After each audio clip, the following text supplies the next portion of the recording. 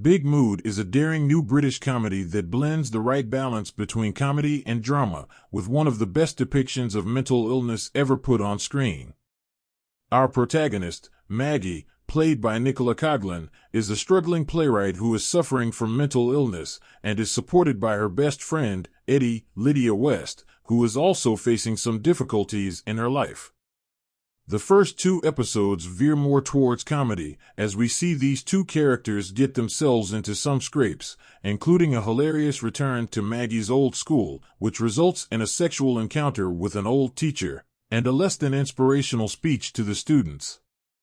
It gets slightly darker in episode 2, when we see the realities of Maggie's manic personality, and the titles of these opening episodes are very interesting. Episode 1 is titled Up and Episode 2 is titled Down to reflect Maggie's bipolar disorder. It's a clever introduction to a character, and it will resonate with anyone who either struggles with mental illness or knows someone who does. And in 2024, that's a high percentage of people.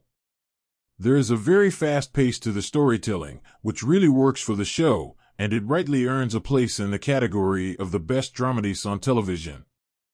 Season 1 isn't without its weirder and less entertaining episodes, with episode 4 being a minor misstep, involving a bizarre trip to a pagan festival. But the final two episodes firmly stick the landing, and raise a strong case for a Season 2 renewal. There is a lot more to explore with the supporting characters, and as episode 5 proved, Maggie isn't the only intriguing character in the show, with West's Eddie taking center stage to tell her story. The final episode was a full-on manic rush to the finishing line, as Maggie's reality and hallucinations get mixed up to create a cliffhanger at the end. There are some really strong emotional beats in this series, and some brilliantly funny laugh-out-loud moments as well.